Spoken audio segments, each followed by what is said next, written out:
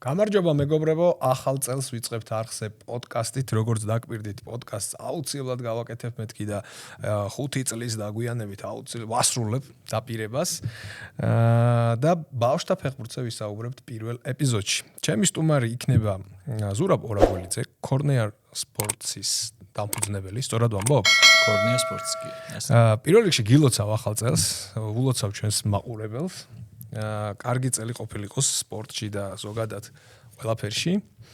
და რატომ დაგპატიჟე ბავშვთა ფეხბურთზე სასაუბროთ? ეგეც უნდა უთხრა მაყურებელს, იმიტომ რომ შენ ხარ FIFA-ს ლიცენზირებული აგენტი. ცხოვრობ გერმანიაში. ხშირად გაქვს შეხება კარგ ევროპულ გუნდებთან, აკადემიებთან. რაღაც გამოცდილება დაგიგროვდა. აქედან ვცდილობ კარგი ბავშვების წაყვანას, გზის გაკვალვას მათთვის საგანმანათლებლო მიმართულებაც გაქვს. ბევრი რაღაცაა მოკლედ სათქმელი და ამიტომ შეგარჩიე შენ, რომ გონია რომ ბევრი საინტერესო რაღაც შეგიძლია გითხრა და მოდი გითხარი აბა რას აპირებ ამ წელს და მე გადავალ კონკრეტულ შეკითხვებზე. მოგესალმებით, მადლობა ჯერ შენ მოწვევისთვის, ამ თემის წამოწევისთვის, იმიტომ რომ პირველი გადაცემა როცა ვნახე გქონდა ბავშვთა ფეხბურთზე მაშინვე საინტერესო თემა იყო და ყოველთვის მინდოდა რაღაც ასეთ ფორმატში ან სხვა ფორმატში ბავშვთა ფეხბურთზე საუბარი, სადაც უფრო მეტ დეტალს შევეხებოდით. მეც გილოცავ, კარგი დასაწყისი იქნება იმედია და კიდევ უფრო კარგად გაგრძელდება.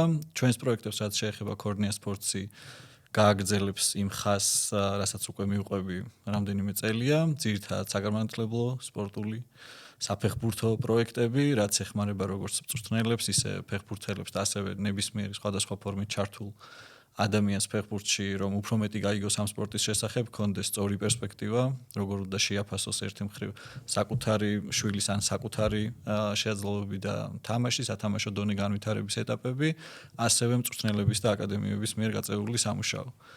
ვფიქრობ, რომ დღევანდელი პოდკასტი ერთ-ერთი კარგი საშუალება იქნება იმისთვის, რომ ადამიანებმა გაიგონ უფრო მეტი, რა ხდება საქართველოში, რა მოთხოვნებია საზღვარგარეთ, რა შეცდომებს უშვებენ ზოგადად ფეხბურთში ჩართული ადამიანები აკადემიების დონეზე, როგორც ევროპაში, ისე ჩვენთან. კარგი რაღაცა თქვი ხა, რა შეცდომებს უშვებთ? ეგ გვაინტერესებს ყველაზე მეტად რა.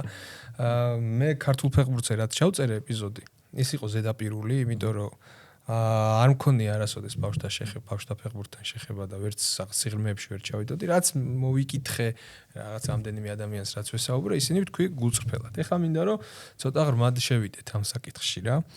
მოდი ესე ტოპ 5 დავარქვათ. ტოპ 5 შეცდომა, რასაც უშვებთ ბავშვთა ფეხბურთში. მე თუ კარგი გამოხმაურება იქნება და ხალხი გვეტყვის რომ აუ გააგრძელეთ ეს პროექტი და ბავშვთა ფეხბურთზე, მე კიდე ჩავიდეთ და ტოპ 100 გავაკეთოთ.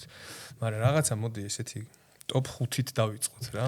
კი, 5 თავარი შეცდომა რა, რასაც უშვებთ რა. ტოპ 100-იც არ იქნება ძალიან ძნელი ამბავი ქართული ბავშვთა ფეხბურთისთვის, მაგრამ ტოპ 5-ით დავიწყოთ. სხვადასხვა ტიპის პრობლემა, ამ 5 პრობლემაში იდეაში მოვიცავთ ყველა იმ მიმართულებას, რაც ძალიან მტკივნეულად აწვება ქართულ ფეხბურთს, რაც შეიძლება მოზარდებს განვითარებაში უშლიდეთ ხელს. ერთ-ერთი პირველი რაც მახსენდება, რაც ქართული ფეხბურთისთვის შედარებით უცხოა, მაგრამ ნებისმიერი განვითარებული ქვეყნის საფეხბურთო აკადემიისთვის ძალიან ნაცნობი თემა, ეს არის მომწიფების ასაკის შემოწმება თუ რა ეტაპზეა ფეხბურთელი განვითარების კუთხით. ეს ხშირ შემთხვევაში ერთი მხრივ ამის ცოდნა აზღვევს ფეხბურთელს ტრავმებისგან, მეორე მხრივ აკადემიას ხელს უწყობს, რომ ფეხბურთელების ვარჯიშები, განვითარება იყოს ერთი მხრივ ყოვლის მომცველი ჰოლისტიკური და მეორე მხრივ ინდივიდუალური, რადგან ყველა ბავშვი არ არის განვითარების ერთ და იმავე ეტაპზე, გოგონებში მაგალითად 11-დან 15 წლამდეა, ბიჭებში 12-დან 16 წლამდე როგორც წესი შეიძლება პლუს-მინუს გაგრძელდეს რამდენიმე თვე მომწიფების ასაკი. შესაბამისად ხშირია ხა შევხვდებით ჩვენთან ფეხბურთში რომ აი ბოლო 3-4 წელია ტრავმები აქვს და რატომ? აი რაღაცა ტრავმებმა დატანჯა, ვერ მიაწყო, რაღაც ვერ გადააბა სეზონი.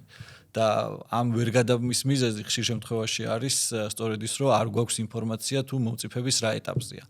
და ეხლა მაგალითად ბელგიური და ჰოლანდიური ფეხბურთი ძალიან კარგი მაგალითია ამის. ბელგიაშიც და ჰოლანდიაშიც არსებობს ანაკრებები, გარდა ეროვნული ნაკრებისა U15, U16, U17, არის ასევე ანაკრები, სადაც არიან ის ფეხბურთელები, რომლებიც არიან მომწიფების გვიან ეტაპზე. შედარებით გვიან მწიფდებიან, ანუ მათი ტალანტი იძლევა საშუალებას, რომ ესენი ჩაითვალონ ეროვნული ნაკრების დონის ფეხბურთელებად, შესაბამისად ფედერაციას და ნაკრების მწვრთნელებს აქვთ мотиваცია და სურვილი, რომ ამ ბავშვებმა გაიარონ სანაკრებო გამოცდილება, მაგრამ იმის გამო, რომ ისინი ფიზიკურად არ არიან ჯერ იმ დონეზე, რასაც აღწევენ ის ბავშვები, რომლებსაც ნორმალური ან ადრეული მომწიფების სტადია აქვთ. ეს რამე ტესტია? ეს არის ჩვეულებრივი ფორმულა, PHV, შეიძლება დაგუგლოს მაყურებელმა და ნახონ სხვადასხვა მეთოდია, სხვადასხვა ფორმულა ამის გაზომვის. კლასიკური არის წონა, სიმაღლე, ასევე ჯდომის დროს სკამიდან სიმაღლე და მშობლის სიმაღლე, საიდანაც უკვე იგებ ფეხბურთელი რა ეტაპზე, მაგალითად ერთ-ერთი წითელი დროშა, ესე რომ ვთქვათ, არის სწრაფი ზრდა, მაგალითად 6.7 სანტიმეტრზე სწრაფად თუ იზრდება ფეხბურთელი წლის განმავლობაში, უკვე ფიზმომზადების მწვრთნელები და ექიმები და ზოგადად პერფორმანსის განყოფილება, რაც ახლა ძალიან დამკვიდრებულია ევროპაში. ხშირია შემთხვევები, რომ პერფორმანსის დეპარტამენტის გაზრდილი როლი შეიძლება გარკვეულწილად უარყოფითად ისახებოდეს, მაგრამ ჩვენ ეგ პრობლემა არ გვაქვს, იმიტომ რომ ჩვენთან საერთოდ არ არის პერფორმანსის დეპარტამენტი, ამიტომ ავწდით ამ პრობლემას. ახლა მაგალითად ერთ-ერთი ძალიან საინტერესო კვლევა და ნებისმიერ ჩვენს მაყურებელს ვურჩევდი, რომ ნახონ GPS-ებთან დაკავშირებული კვლევა, რაც გარკვეულწილად ეხმიანება ამ ამბავს დატვირთვის ინტერპრეტაციას. ერთი მხრივ დატვირთვა არის ძალიან კარგი საშუალება, რომ მოამზადოს ფეხბურთელი თამაშისთვის, სათამაშო დატვირთვებისთვის, რათა აირიდოს ტრამვები, რაც უფრო მომზადებული ხარ, მით უფრო ნაკლები შანსია, რომ დატვირთვის დროს მიიღო ტრამვა, მაგრამ მეორე მხრივ შეიძლება GPS-ი გეუბნებოდეს, რომ ფეხბურთელი ძალიან ახლოს არის ტრამვასთან, იმიტომ რომ უკვე ეს დატვირთვები ზედმეტია ფეხბურთელის. ამიტომ მნიშვნელოვანია ინტერპრეტაცია, ცალკე რაღაც კონკრეტული რიცხვების აღება, რომ ეს ესეა და მორჩა. ანუ SPHV გვჭირდება განსაზღვროთ რა დატვირთვა მივცეთ ამა თუ იმ ფეხბურთელს. PHV გვჭირდება იმისთვის, რომ დავადგინოთ მომწიფების რა ეტაპზეა ფეხბურთელი და შესაბამისად შეურჩიოთ დატვირთვები. ინდივიდუალურად და ასევე რადგანაც ფეხბურთი ჯგუფური სპორტია, ჯგუფში ეს ყველაფერი როგორ ინტეგრირდება და ვთქვათ, შეიძლება იმ კონკრეტულ მომენტში რაღაც ნაკლებ სათამაშო დროსთან იყოს დაკავშირებული. ამას არავინ არ აკეთებს საქართველოში. ჩვენთან მინიმუმ არ მსმენია, რადგანაც ახლა წამყვან აკადემიებთან მაქვს ურთიერთობა და ვიცი როგორ მუშაობენ, შემიძლია ვთქვა, რომ საქართველოში PHV-ს არ ვიყენებთ. კარგი, ეს ერთი. ეს ერთი. კიდე რა გვაქვს? რამე არის კიდე ტესტები, რასაც არ ვიყენებთ, არ ვაქცევთ ყურადღებას. ტესტები ესე არ ვიყენებთ, ანუ ვიყენებთ, მაგრამ არ ვიცით რომ ვიყენებთ. ეს არის ფარდობითობი ასაკის ეფექტი, RAE, ესე იშიფრება.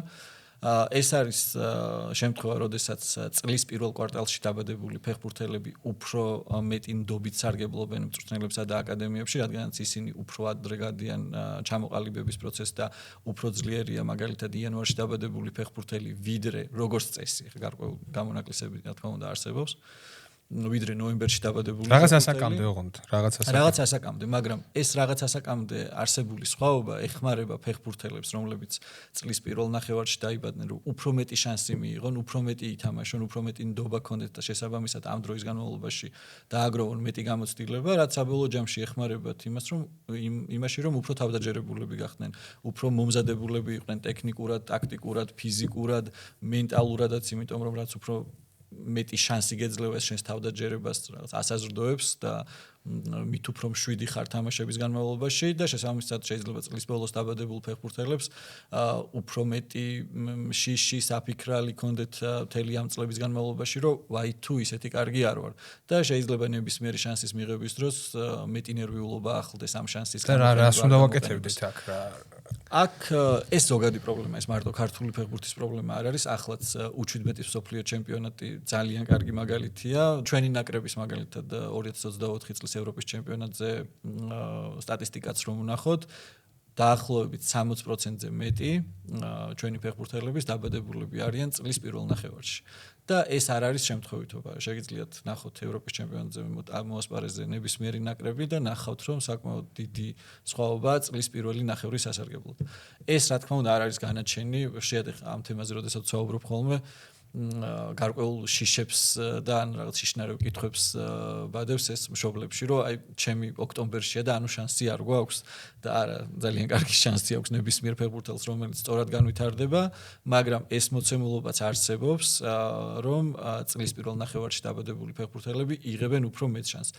ამიტომ მე ხშირად შევხვდებით ხოლმე, რომ აი ძალიან მაგარი იყო და ეხლა ანუ მწვრთნელებმა აკადემიებმა უნდა ვიცოდეთ რატო ხდება ეს. რატო ხდება ეს? და წლის მეორე ნახევარში დაბადებულ ბავშვებს ცოტა სხვანაირად მიუდგეთ, ხო? ამას ამბობ. რა თქმა უნდა, იმიტომ რომ პოტენციალი არ შეიძლება შეფასდეს ამით. პოტენციალი ფასდება, ჩვენ ახლა კიდევ ვისაუბრებთ ამაზე, CDE არის ესე drop F-ი, ანუ ფიტნესი, კომუნიკაცია, გადაწყვეტილების მიღება და შესრულება. აი ხო უფრო კარგად რო ავხსნათ.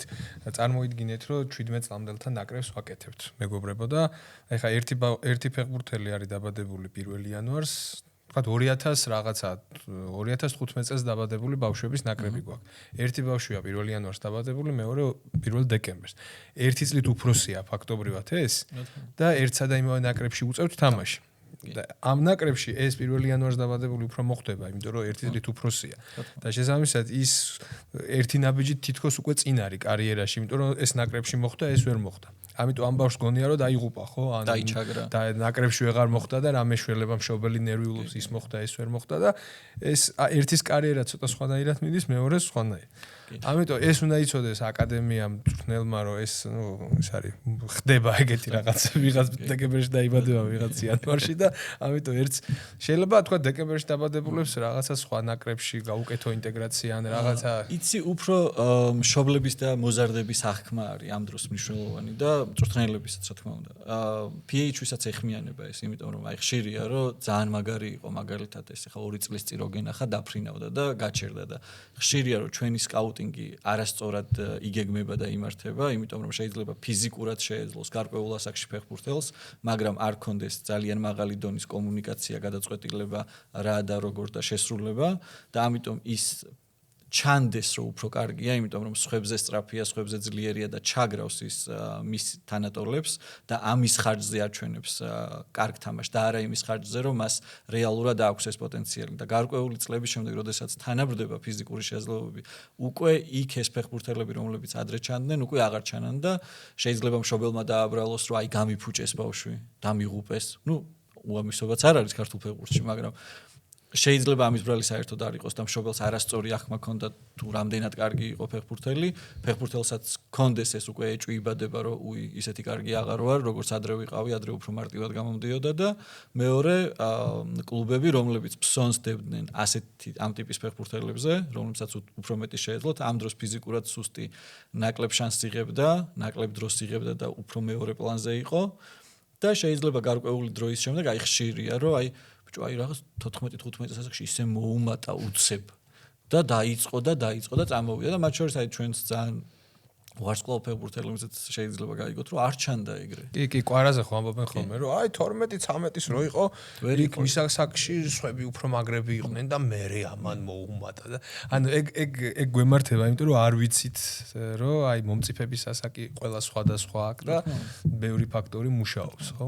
კვარა ამ შემთხვევაში კარგი მაგალითია იმის, რომ წლის პირველ კვარტალში დაბადებული ადამიანი შეიძლება უფრო ძლიერი იყოს, თქვათ, სხვა თანატოლზე, მაგრამ ასევე შეხვდებით ძალიან ბევრ ფეხბურთელს, ტოპ ფეხბურთელს, რომლებიც წლის ბოლოს არიან დაბადებულები. ამიტომ არის მნიშვნელოვანი, რომ ჩვენი სკაუტინგი და მიდგომა არ იყოს მიბმული რაღაც კონკრეტულ რიცხვებზე, ან კონკრეტულ ინფორმაციაზე. მნიშვნელოვანია, რომ ფეხბურთელის პოტენციალი სრულად იყოს გამოკვლეული, რა დგას მისი გადაწყვეტილებების უკან, როგორ კომუნიცირებს მოედანზე და როგორ ასრულებს. და ამის საფუძველზე იყოს მიღებული გადაწყვეტილებები. ჩვენთან ახლა ასაკობრივში თუ ვერ მოხდა ბავშვი, მშობლების დიდი ნაწილი საერთოდ ანებებინებს ფეხბურთს თავს, იმიტომ რომ შენ თუ ახლა 17 წლამდელებში ვერ მოხდი, 19 წლამდელებში ვერ მოხდი, მოდი სწავლას მიხედე, შვილო, არ ყოფილა ეს შენი საქმე. და ამ დროს ტოპ ნაკრებებში შეხვდებით ფეხბურთელებს, რომლებსაც საერთოდ ასაკობრივებში არ ეძახდნენ, საერთოდ არ გაუვლია ასაკობრივი ნაკრები და უცებ პირდაპირ ეროვნულით იწყებს თამაშს და სუპერსტარი ხდება, ხო? და ეგ ჩვენთან ჩვენთან ვართ ესე ჩაციკლული ამ ასაკობრივ ნაკრებზე, რომ აი 17 წლამდელებში თუ არ ბრწყინავს ჩემი შვილი, ორჩამისგან აღარ გამოვა არაფერი, თუ სხვაგანაც ხდება ეგეთი რა. ჩვენთან უფრო სენსიტიურად იმიტომ აღვიქვამთ, რომ ბაზარი დიდი არ არის. ანუ მაგალითად იტალიაში ფეხბურთში ჩართულია სულ 6 მილიონ სულ 6 მილიონ 450,000 ადამიანი, ჩვენთან ეს რიცხვი დაახლოებით 50,000-ის ფარგლებშია. შესაბამისად თითოეულ ასაკში მნიშვნელოვანია და დიდ ძვირად ფასობს ნაკრებში მოხვედრა ვერ მოხვედრა. მაგალითად იტალიაში ლოგიკურია და ნორმალურია რომ შეიძლება ვერ მოხვდე ამ ხელა კონკურენციაში, სადაც ამდენი მოზარდია ჩართული. მაგრამ საქართველოში გამომდინარე იქიდან რომ რეალურად სულ რამდენიმე ძლიერი აკადემია ყავს. აქ თუ ვერ აჯობე, ესე ფიქრობ, აქ თუ ვერ მოხვდი ძნელია. ასაკობრივი ნაკრების გამოსწრება, ასაკობრივ ნაკრებში ფეხბურთელი არ იზრდება, როგორც ეროვნულ ნაკრებში ვერ ყალიბდება ფეხბურთელი, აი წმინდა სავარჯიშო მეთოდოლოგიიდან გამომდინარე, ისე ვერ ყალიბდება ასაკობრივ ნაკრებში. ასაკობრივ ნაკრებში უბრალოდ ფეხბურთელი იძენს საერთაშორისო გამოცდილებას, საკუთარ აი სარკეში ჩაიხედავს, სადაც ყველა დეტალი, თითოეული დეტალი ძალიან კარგად ჩანს. მეორე კიდევ რისთვისაც შეიძლება ძალიან სასარგებლო იყოს ასაკობრივი ნაკრები, არის ის, რომ უფრო მეტი თვალი გიყურებს, ვიდრე შენს შიდა ეროვნულ ლიგაში. რა თქმა უნდა კარგია, რა თქმა უნდა შეძლება, მაგრამ ეს არ არის განაჩენი, რომ თუ საქართველოს U15 წლამდე ნაკრებში ვერ მოხვდი, მორჩა ახლა რაღაც ცეკვაზე უნდა გადაერთო, ან სწავლას უნდა მიხედოს. სწავლას ნებისმიერ შემთხვევაში უნდა მიხედოს ფეხბურთელმა, იმიტომ რომ შემდეგ ფეხბურთი არის ჩვეულებრივი პროფესია, ფეხბურთელები არიან ჩვეულებრივი თანამშრომლები ნებისმიერი კლუბის და თითოეულ კლუბს უნდა რომ მას წარმოადგენდეს ღირსეული, ჩამოყალიბებული, განათლებული ადამიანი და თვითონ ფეხბურთელების ინტერესშიც არის რომ რაც უფრო მაღალია ჩემი განათლების და ცხოვრებისთვის მომზადების დონე, მით უფრო ნაკლები შანსია შეცდომის დაშვების, იმიტომ რომ ფეხბურთელებს ახლა ცოტა სხვა თემაზე გადავედი, მაგრამ კარიერის განმავლობაში ძალიან დიდ კაპიტალთან უწევთ შეხება, ძალიან დიდ ფინანსურ რესურსთან წარმატების შემთხვევაში და ამ ფინანსური რესურსების სწორი მართვა ხშირ შემთხვევაში გამოწვევა არის ხოლმე ფეხბურთელებისთვის. მაგრამ აი თუ ჩემი შვილი ვერ მოხვდა 17 წლამდელთან ნაკრებში ზემოთ ჩამოთვლილი მიზეზებიდან რომელიმეს გამო. მაგალითად მომწიფების ასაკი აქვს სხვანაირად. მაგალითად წლის მეორე ნახევარშია დაბადებული და კონკურენციას ვერ უწევს 1 იანვარს დაბადებულს, იმიტომ რომ ფაქტობრივად 1 წლით უმცროსია მასზე, ხო? ანუ ბევრი მიზეზი შეიძლება კონდეს ნაკრებში ვერ მოხვედრას და ამის გამო ხელის ჩაქნევა ფეხბურთზე და არ ღირს, მოკლედ ეს არის ჩვენი რჩევა. რა თქმა უნდა არ ღირს. მაგრამ ყურადღების მიქცევა ღირს სხვა რამეზე, ხო? აი ეგ მინდა რომ მითხრა, რაღაც უცხო სიტყვას მეუნებოდი იმ დღეს და აი სად ჩანს ფეხბურთელს პოტენციალი აქ თუ არა, აი რა არის ფორმულა, სადაც ხვდებით, რომ აი აქ შეიძლება ჯერ მომწიფებული არ არის, შეიძლება ფიზიკურად ძლიერი არ არის, მაგრამ ეს თუ კაი აქ, ამისგან რაღაც გამოვა რა. წეგანდელ თემას გავაგრძელებ და თქვი რომ ბევრი ცნობილი ფეხბურთელი შეიძლება საერთოდ არ ყოფილიყო ასაკობრივ ნაკრებში და შემდეგ პირდაპირ ეროვნულში დაიწყო. ძალიან კარგი მაგალითი არის სერხიო ბუსკეტსი, რომელსაც არც ერთ ასაკობრივ ნაკრებში არ უთამაშია, სანამ არ მოხვდა ბარსელონას პირველ გუნდში და შემდეგაც 2 თამაში ითამაშა 21 წლამდე ნაკრებში და უკვე ფაქტობრივად მისი ეროვნულ ნაკრებში ინტეგრაცია დაემთხვა მსოფლიო ჩემპიონატის ციკლს და უკვე რეალურად პირველი მნიშვნელოვანი თამაშები ესე ვთქვათ მსოფლიო ჩემპიონატში ჩაატარა და გახდა კიდეც მსოფლიო ჩემპიონი. ნუ შემდეგ უკვე ყოველთვის ნათელია სერხიო ბუსკეტსი რადონის ფეხბურთელი იყო, უბრალოდ მათ შორის კარგ სისტემასაც, ესპანეთის საფეხბურთო სისტემასაც კი გამორჩა სერხიო ბუსკეტსის შეძლებები და ჩვეულებრივი ამბავია. შეიძლება მწვრთნელი შეცდეს, შეიძლება აკადემია შეცდეს, შეიძლება შენ რაღაც მომენტში კიდევ უფრო მეტი თავდაჯერება მოგივიდეს, ძალა და ასე შემდეგ და ასე შემდეგ.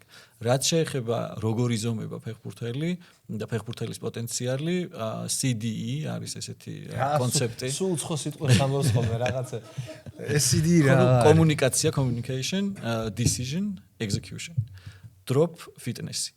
და კიდევ ერთ თემას შევეხებით წინ წავიდე საქმე. აქ მნიშვნელოვანია კომუნიკაცია. პირველი იწყება კომუნიკაციით, მოედანზე კომუნიკაციით. მნიშვნელოვანია ვთქვათ, მე ვარ შეტევის გაგრძელების შემდეგი ოპცია. ჩემი პოზიცია, მომენტი, როდის ვიხსნები, მიმართულება როგორ ვიხსნები, სიჩქარე როგორ ვიხსნები, ძალიან არის დამოკიდებული იმაზე, თუ რა ინფორმაციას ვაგროვებ მოედანზე. შესაბამისად, მე რაც უფრო გახსნილი ვდგავარ მოედანზე, ანუ ტანის დგომს გულისხმობ ამ შემთხვევაში და არა რომ თავისუფალი ვიდგე, მით უფრო მეტი შანსი მაქვს სწორი გადაწყვეტილების მიღების, იმიტომ რომ რაც მეტი მაქვს ინფორმაცია, ნაკლებია შანსი, რომ არასწორი გადაწყვეტილება. და მაგას აკვირდებიან ევროპულ აკადემიებში, როგორ მოძრაობს, რას უყურებს, როგორ აგროვებს ინფორმაციას მოედანზე. სკანირების სახელით არის ხო იცი ხო როგორ ასკანირებს მაგრამ ნუ ეს დასკანირება ეს ცალკე აღებული უბრალოდ თავის ტრიალი არ არის რომ ხშირ შემთხვევაში ნახავ რომ აუ მაგრა დასკანირებს და თავს ატრიალებს და რეალურად თავი შეიძლება ატრიალო მაგრამ თუ გადაწყვეტილება ვერ მიიღე ეს უკვე მეორე ფაზა მაგრამ მნიშვნელოვანია რომ ერთი მხრივ კონდეს თვალის კონტაქტი იმ ფეხბურთელთან რომელსაც აქვს ბურთი და მეორე მხრივ იმ პოტენციურ გაგზელებებთან რაც შეიძლება იყოს უკვე შემდეგი ოპცია, როდესაც შენ მიიღებ. ეგ ისწავლება თუ ნიჭია. ეს რა თქმა უნდა ისწავლება. ეს შეიძლება იყოს ნიჭიც, იმიტომ რომ ხშირად ნახავ ფეხბურთელებს, რომლებიც ისეთ რაღაცებს ხედავენაც სხვა ფეხბურთელებისთვის, ესე ადვილად შესამჩნევი ან საერთოდ შესამჩნევი არ არის. და ჩვენთან უკვე სავარჯიშო მეთოდოლოგიაში იჩენს ეს უკვე თავს. იმიტომ რომ ხშირია ჩვენთან ვარჯიშები, სადაც კარი არ არის. და კარი როდესაც არ არის გარკვეულ ვარჯიშებში, ხო, ეს ისეთ ცუდ ინსტინქტებს უვითარებთ ფეხბურთელებს, რომ მე შეიძლება ერთი მხრივ შევაგროვო ინფორმაცია და ვეფერში გამოვიყენო. მაგრამ ვერ გამოვიყენო. კომუნიკაცია გადაწყვეტილების მიღება, გადაწყვეტილება იყოფა ორ ნაწილად. რა და როგორ. ანუ პირველ რიგში ვიღებ გადაწყვეტილებას, რა უნდა გავაკეთო, რა უნდა იყოს ჩემი შემდეგი მოქმედება და შემდეგ უკვე როგორი უნდა იყოს მოქმედება.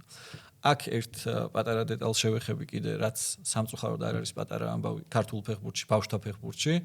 ხშირია შემთხვევა, ძალიან იშვიათად მახსენდება ქართველი მწვრთნელი აკადემიაში, რომელიც არ ლაპარაკობს თამაშის დროს და არ აძლევს თითოეულ მოქმედებაზე მითითებას. ეხლა თვალი დაახამხამე, ყველაფერს რო უნდია, ხო? რაღაც ძალიან ხშირია, რომ გამოდი, გაიხსენი, ამო აქ. მე მიიღებს ბურთს ფეხბურთელი, მიეუცებ და ფეხბურთელი უკვე წლების განმავლობაში ეჩვევა, რომ არის გარკვეულ ხმასა და მითითებაზე დამოკიდებული. ჯოისტიკზეა მიერთებული და შესაბამისად ეს კლასიკური გაგებით ეს პრეკორტექსის წრედია, როდესაც რაღაც დავინახე, ჩემმა ტვინმა მიიღო ინფორმაცია რა დაინახა და უკვე კიდურს გადასცა ინფორმაცია თუ რა უნდა გავაკეთო. და აი ამ წრედში შემოსულია ქართველი მწვრთნელი, რომელიც ამბობს, ამიტომ დროს ვკარგავთ. ანუ ნელია ჩვენი ფეხბურთელების გადაწყვეტილებები, იმიტომ რომ ფაქტობრივად დამოუკიდებლად და ინდივიდუალურად არ იღებენ გადაწყვეტილებას, იღებს მწვრთნელი გადაწყვეტილებას, ფეხბურთელი უბრალოდ ასრულებს. ფაქტობრივად რაღაც თოჯინების თეატრთან გვაქვს საქმე. და ქართულ მწვრთნელებს რომ კონდეთ ინფორმაცია იმის შესახებ, რომ ადამიანი ძირითადად გაუცნობიერებლად იღებს გადაწყვეტილებას. რაც უნდა ნაფიქრი და კარგი მოგეჩვენოს გადაწყვეტილება. მაინც ეს იმდენად სწრაფად ხდება, რომ ამაზე ბევრ დროს არ კარგავს ფეხბურთელი, რომ აი ამაზე ახლა მე მოდი ეს გადავწყვიტე, მოდი ახლა ეს გავაკეთო. შენ უბრალოდ კარგი სავარჯიშო პროცესით, როგორც მწვრთნელი, ეხმარები ფეხბურთელს, რომ გაიზარდოს იმის შანსები, რომ გაუცნობიერებლად მიიღოს კარგი გადაწყვეტილება. ანუ ბევრ სწორ ინფორმაციას, სწორ მოქმედებას, სწორ სათამაშო სიტუაციას, მსგავს სათამაშო სიტუაციებთან ვარჯიშებს ასაწყობებ ფეხბურთელის ტვინში, როდესაც ფეხბურთელი უკვე გაუაზრებლად, გაუცნობიერებლად მიიღოს გადაწყვეტილებას, გაზარდო შანსი სწორად მიღებული გადაწყვეტილებას. ანუ ჩვენთან მწვრთნელები რომ თითოეულ მოძრაობას კარნახობენ, ფეხბურთელს ეს კატასტროფაა ამას ამბობ. რა თქმა უნდა, ერთი მხრივ ეს პედაგოგიკის პრობლემაა, მაგრამ პედაგოგიკასთან ერთად ეს არის პრობლემა, როდესაც ფაქტობრივად შენ ელოდები რაღაც ხმას და მერე იღებ გადაწყვეტილებას და ეს დროში რა თქმა უნდა ძალიან ნელა ხდება და სწრაფად არ ხდება. არა და მშობლები პირიქით არიან. მწვრთნელი თუ ყველაფერზე არ უყვირის მოთამაშეს და თითოეულ ფეხის მოქნევაზე ჩართული არ არის, აუ ჩვენი მწვრთნელი ძალიან ისე არ ერევა არაფერში და არ აინტერესებს და ვიღაცა თუ ყველაფერზე ყვირის, აუ ჩვენი მწვრთნელი ისეთი გულიანია და ამ დროს ესე პირიქით ჯობია. რომ ყველა თითოეული მოქმედება, ახლა თუ დაცვაში არ ჩამოდის ფეხბურთელი და ჩარჩა, უნდა დაუძახო რომ ჟვილო ჩამოდი, მაგრამ აი ყველა მოქმედება არ უნდა გაუკონტროლო, ხო? ეხა ისუნთქე, ეხა თვალი დაახამხამე, პასი გააკეთე, გაიქეცი, ჩამოდი, რასაც ხედავთ თამაშებზე, ანუ ეს არ ვარგა, ხო? მე აი ამ შემთხვევაშიც არ დაუძახებდი რომ ჩამოდი. ანუ მწვრთნელს გაქვს ბერკეტი რომ ერთი თუ ხედავ ფეხბურთელს რომ დაიღალა, ან უბრალოდ განწყობა ხასიათი არ აქვს იმის რომ გუნდს დაეხმაროს დაცვით ფაზაში, შეგიძლია შეცვალო. მეორე შემიძლია რომ ეს შენიშნა და შეცდომა ჩავინიშნო და თქვა და ჩემ თავს დაუსვა კითხვა რომ მე როგორ ვერ მოვახერხე ფეხბურთელის ისე მომზადება თამაშისთვის რომ მას ეს არ დამართნო და ანუ ვიყო თვითკრიტიკული, არაკომფორტული კითხვები დაუსვა საკუთარ თავს.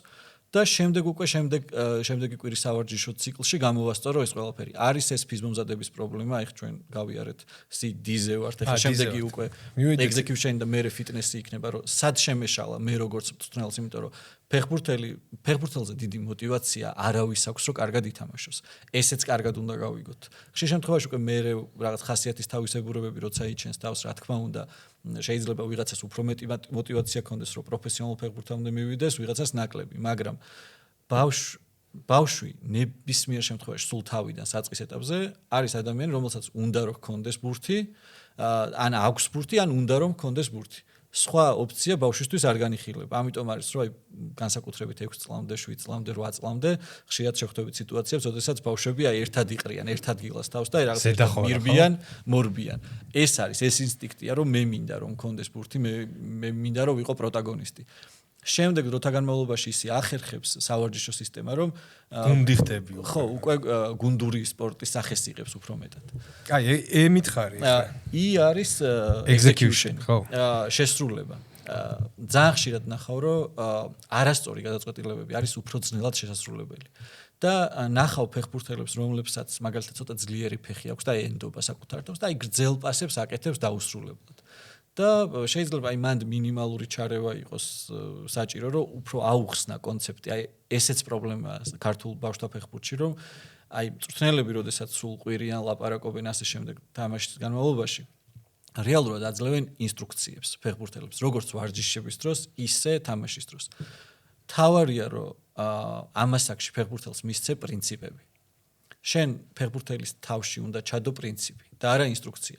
თუ მე გარკვეული პრინციპით ხელმძღვანელობ, მე შემიძლია უკვე ეს პრინციპი მოვარგო სხვადასხვა სათამაშო სიტუაციას.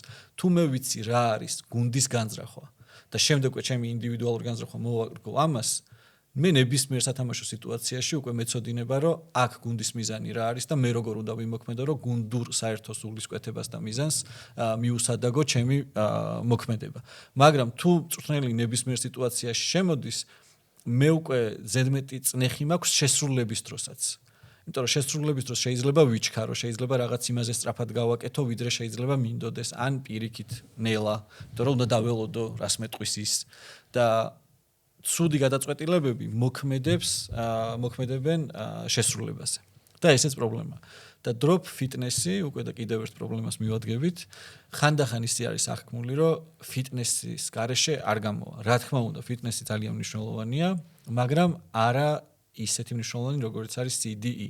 Fitness-ი უბრალოდ გეხმარება, რომ შენი მაღალი დონის CDE შეინარჩუნო 90 წუთის განმავლობაში, ან რაც შეიძლება მეტი დროის განმავლობაში. კარგი ფეხბურთელი ხარ თუ არა 10-15 წუთშიც ჩანს. ანუ შენი გადაწყვეტილებების მოძრაობის და ასე შემდეგ. მოკლედ 10 წელი იქნები რონალდინიო თუ 3 წელი. ამას წვეთ ჩვენ თორე რონალდინიო ხარ? ან არ ხარ? კი ბატონო. ანუ კარგი ფეხბურთელობა ფიტნესთან კავშირში არ არის. უბრალოდ რაც ხარ, ის ხარ დიდი ხანი. კი, და თავდაჯერება მოაქვს, სხვადასხვა რაღაც მოაქვს, ფიტნესი მნიშვნელოვანია ამ კუთხით, რომ რაც უფრო მომზადებული ხარ, მით უფრო მშვიდი ხარ, თავდაჯერებული ხარ, კონტაქტში ადვილად შედიხარ. სხვადასხვა პლუს ესე არ მინდა გაიგოს მაყურებელმა, რომ ფიტნესი მეორე ხარისხოვანია და უნდა გადავაგდოთ. მნიშვნელოვანია, მაგრამ ამას არ აქვს კავშირი კარგ ფეხბურთელობასთან პირდაპირ. კარგი ფეხბურთელი ყალიბდება კომუნიკაცია, გადაწყვეტილება შესრულებით. და შემდეგ უკვე ფიტნესი გეხმარება, რომ ეს რაც შეიძლება დიდხანს იყოს. და აი რონალდინიო 10 წელი იქნები თუ 3 წელი, ამაში უკვე შემოდის პრეკონდიშენი.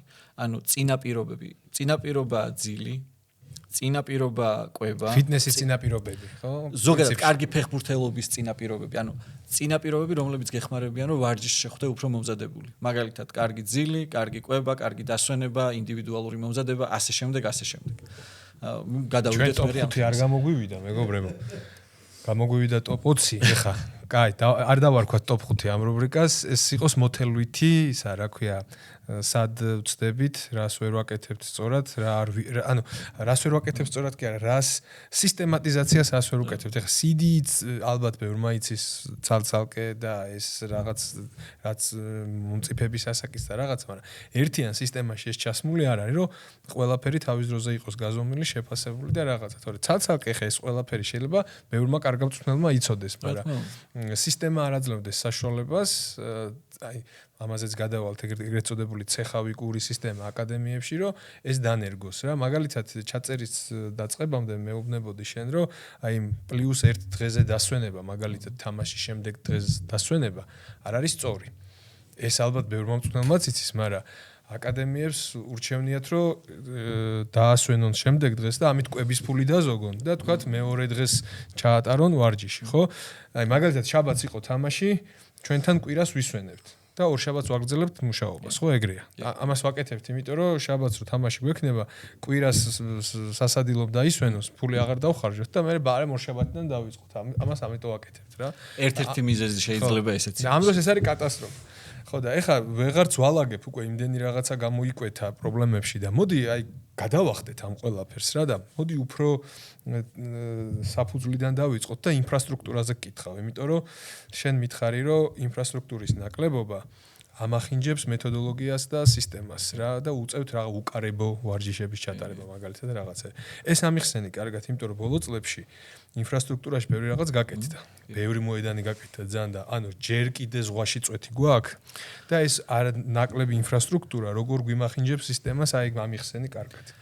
დავიწყებ იქით რომ პრინციპში მე მგონი ტოპ 5 შეცდომა გამოვკვეთეთ, აი ხლა დავასრულებ და შენ რაც თქვი იმ ამბავს გავაგრძელებ.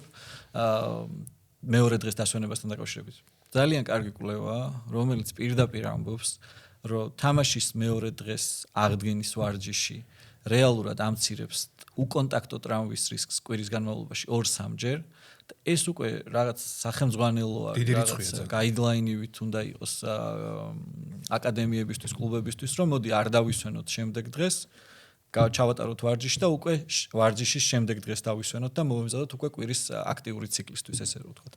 აი ამით შეიკრა, იმიტომ რომ ფიზმომზადების მწვრთნელები, აკადემიები უნდა ეცნობოდნენ ამ ტიპის ლიტერატურას, ამ ტიპის კვლევებს, რომ რა იცვლება თანამედროვე ფეხბურთში, რა ახალი ჩვენ სპორტის მეცნიერება სამწუხაროდ არ გვაგვაჩნია კარგი ბაზა სპორტის უნივერსიტეტის კუთხით, სადაც მეცნიერება მიდის, სადაც შეიძლება ჩვენ რაღაც ბაზა ესე არ გქონდეს რაღაც კვლევები ჩავატაროთ, მაგრამ მინიმუმ იმ დონეზე. ანუ ხელა რიცხვია განსხვავება.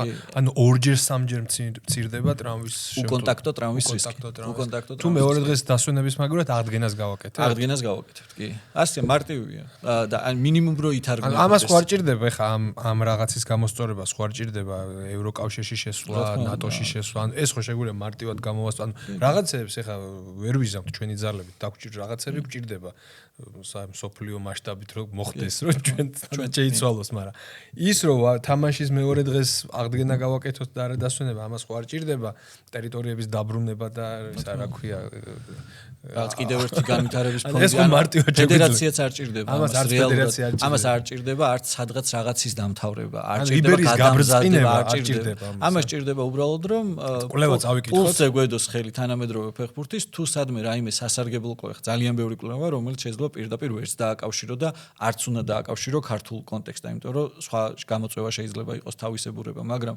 როდესაც ხედავ რომ რაღაც ესეთი ობიექტური ჭეშმარიტება დაიბადა ამ ახალი კვლევით და ადამიანებმა გასწიეს რაღაც შრომა და შენ უბრალოდ შეგიძლია ამ შრომის ნაყოფით ისარგებლო რეალურად გაშორებს წაკითხვა და პრაქტიკაში გადატანა. წაკითხვაც აღარ არის პრობლემა, შეგვიძლია ChatGPT-ს ჩაუგდო და ის წაიკითხავს შენს მაგივრად და ერთ წინადადებაში გეტყვის. დროის დახარჯვა, განვითარებაზე დროის დახარჯვა.